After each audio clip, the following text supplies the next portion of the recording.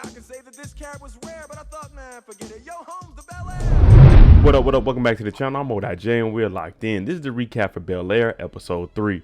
Now, Will and Carlton, you know how these two are when they get together. It's always going to be either a circus, a clown show, whatever you want to call it. Just expect the worst. They went out clubbing, woke up, felt like they had a hangover. Hopefully they weren't drinking.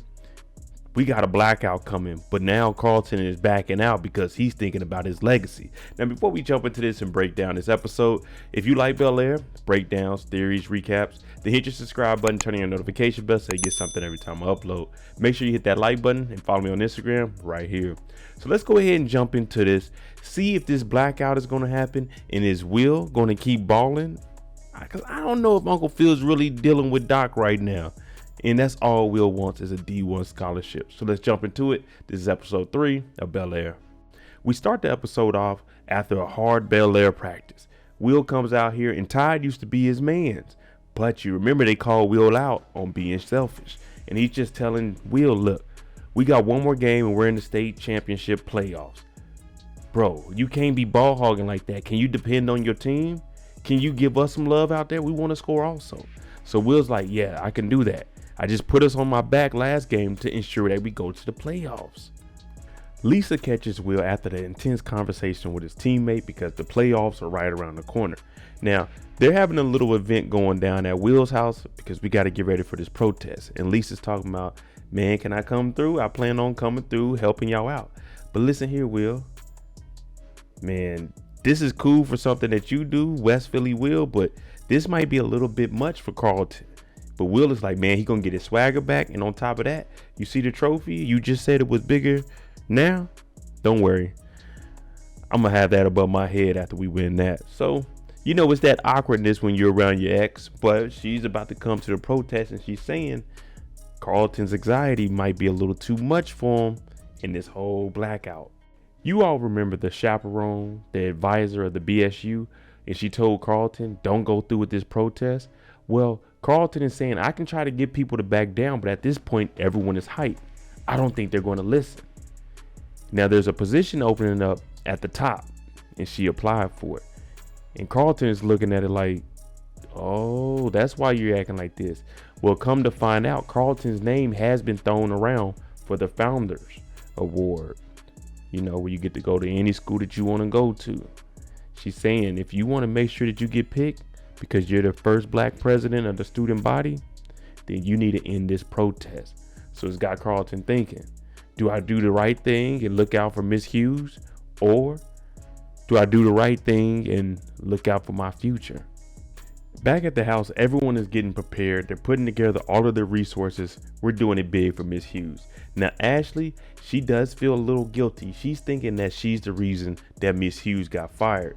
But it looks like Miss Hughes has been told several times to stop doing this, but she continued to do it. This was just the last straw. Now, everyone else, they're having a little fun joking around about Aunt Viv and her artwork. But right now, they're trying to make Ashley feel good because it wasn't Ashley's fault that Miss Hughes got fired. There was other things going on. Now, the event is going well. Yasmin has showed up, you know, the president of the BSU. Everything is good. They got, if you want to write a letter over here, you want to make some calls over here on the couch, I'd be in the refrigerator. They said they had free pizza and pasta. Get whatever you want out the refrigerator. I'm over at the refrigerator. We don't eat like this at home. But Todd even shows up. He shows his support. And then Will is telling Carlton, hey, what are you doing, man? Everybody got a job. Go talk to Yasmin. Miss Hughes will believe in black love. So he's at least trying to get him, you know, shoot his shot. That's what we here for. I mean, we here for Miss Hughes, but come on, man. We can't be there for Miss Hughes 24/7. We need us time. Uncle Phil calls Will up to talk to him. Of course, Will is thinking, am I in trouble again? But no, he's just letting Will know, I shouldn't be telling you this, but I want you to watch Carlton closely. We're winning him off of his drugs, his meds, he's scaling back on him. So just watch him because he might not be himself. Now, Will is joking around, but he's like, no, I'm dead serious. And then Will wants to know, what do you think about Doc? You got his card? And of course, Uncle Phil is just like us. He's basically telling him, this guy ain't somebody you want to be around, Will. He's not one of those characters that you can actually trust. Now, Will believes that he's legit because of the stories he heard, but he hasn't done any of his own research. Yasmin is trying to convince Carlton that they need to give a speech during this protest, not a letter, because people will read the first couple of sentences like me and then go on about our day. But if we hear a speech and it's impactful, that's what we're trying to hear. And she's saying it would be unexpected and it would mean so much more if Carlton did it. So Carlton is looking at it, and he heard earlier that he shouldn't go through with this, but now he's about to be the whole front of the whole movement. So she says, hey, Carlton, let's go have a little conversation one-on-one where we can sit down and write this and we can get ready for this speech. So she's pushing up on Carlton. Drew trying to get a little closer to Lisa, telling her, look, if it's important, you make time for it. Will, he look a little jealous. Todd called him out. So Will goes over there to talk to them. Hey, you guys finished hanging up those banners in the backyard? Lisa said, nah, we taking a break right now. You want to come join us though? Now, Will and Drew, they getting into it over Lisa because Will is jealous. Now, we don't know where this is going to go, but it looked like Drew, hey, he ain't backing down. Carlton already checked him in the BSU. He's not letting this go down with no Will Smith, not no West Philly Phil. My bad, West Willie Will. Earlier in the day, Hilary was talking to Aunt Viv about how she feels with her dating Jazz. Now, Aunt Viv said her and Uncle Phil, they're not going to get into this. They're not going to be involved. You had some guy named LaMarcus or Marcus or something like that. They're just not going to dibble and dabble in her relationships anymore. They like Jazz, but you know, it is what it is. As long as she's happy, they're happy. Now, later on, Aunt Viv is saying she's a little busy. Hilary, can you help? Well, Hilary said her bandwidth is crazy right now. She can't. So she appoints Lisa, aka the long lost niece that we never knew. She's now the assistant to Aunt Viv in the next art show. Well, Miss Hughes showed up and that was unexpected, but little Ashley invited her because this is for her. This is her favorite teacher. Why not invite her and let her know that she has a whole supportive cast behind her? She gives a nice little speech, and we got to get ready for tomorrow, y'all. The blackout. Carlton and Yaz, they supposed to be writing this damn speech, but instead they wrote a little bit of it, and then she starts acknowledging Carlton and saying that, hey man, you bring a lot of energy to the BSU. And he's like, yeah, well, you the president. So it looks like we might be forming a power couple. They get ready to lean in for a kiss too. They stop the speech and they get ready to go for a kiss. But instead of knocking, Hilary comes in. She's like, oh, my bad. They need you up front, Carlton, but continue on what y'all doing. So Hilary, she stopped a good thing. Well, it's time to get together and really figure this out.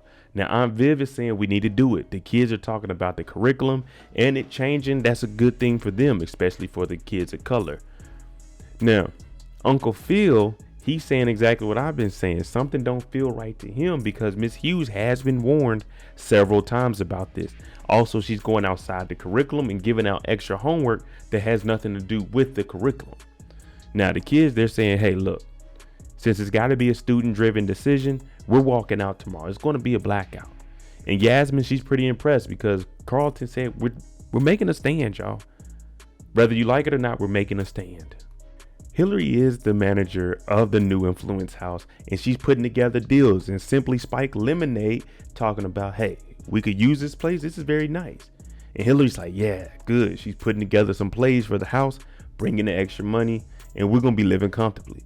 The only thing is, the lady says Simply Lemonade would like to know if Ivy is going to participate in this whole marketing scheme because she has 10 million followers, and that would be easy. Send over a couple of boxes of drink. Y'all drink it up, have fun. We send over like 1 or 2 checks. 10 million people see it. But the deal has to be with Ivy. Now, emails have been sent out. If you go to this protest, you're getting suspended. You can't play any sports. Now, there's a lot of people supporting this. You see the white kids, the basketball team coming, lacrosse, the swim team, everybody's in, but they call an emergency BSU meeting. Now, Carlton is saying, hey, look, it'd be a lot of flack on them if they suspend every single black student. So how about we do the protest and then we go negotiate with them? Maybe you guys bring back Miss Hughes and we'll go back to class. You see what I'm saying? Because they got a little bit of leverage, and the outrage that will come for suspending every single black student, yeah, that would be real bad for that school.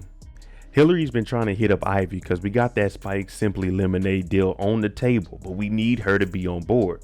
Now, when she gets down here, she is in the middle of her workday. But Hilary is saying, you got to hit me back when I'm calling.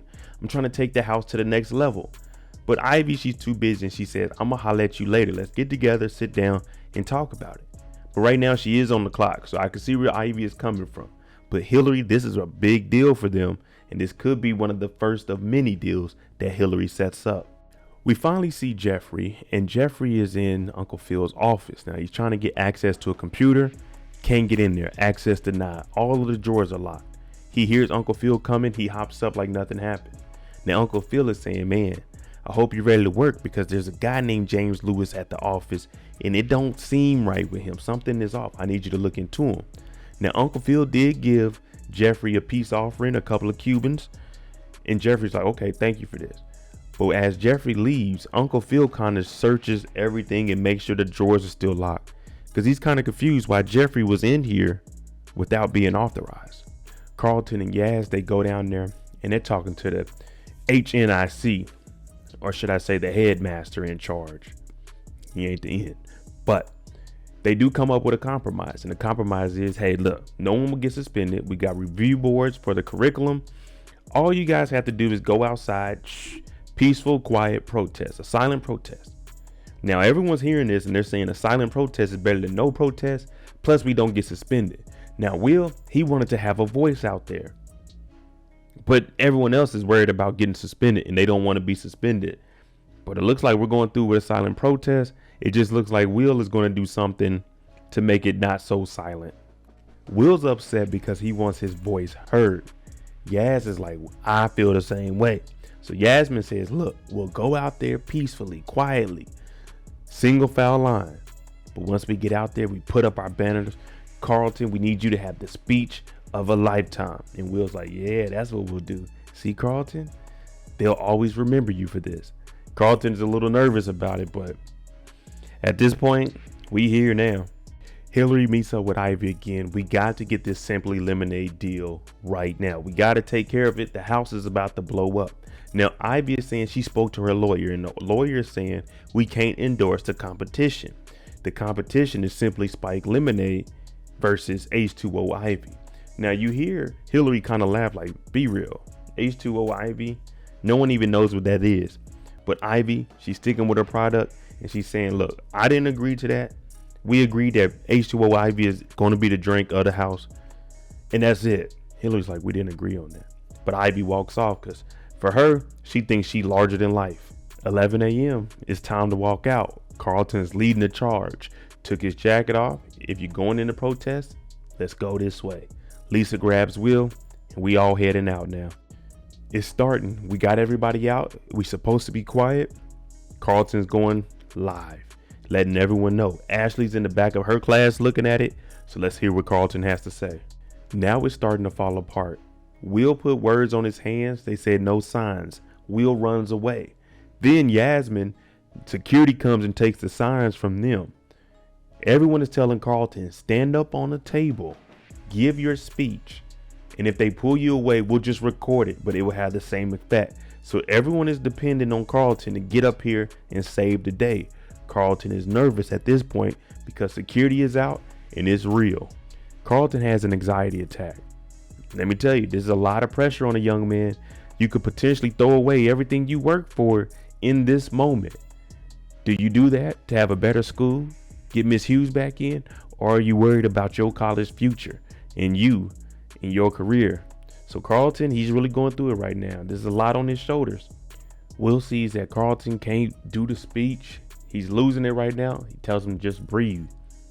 Runs to security, steals the sign, goes up to the roof, hangs it over. Black teachers matter. Now Carlton's like, no, what are you doing? Everyone in the crowd is like, yeah, Will, yeah. Will said he got him.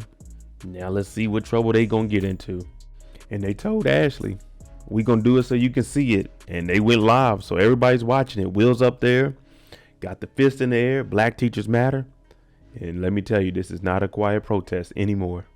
All right, there you go. Episode 3 of Bel-Air. Let me know what you think about this. How much trouble is Will about to get into for going through with this after they just made a deal with the administration that it was going to be a quiet protest? I'm Mo.J. Make sure you tune in Sunday night, 9 p.m. Eastern. We're going to do the live after show discussion, episode 3. Another good one. If you like Bel-Air content, hit that like button, hit that subscribe button. Thanks for watching. I'm out.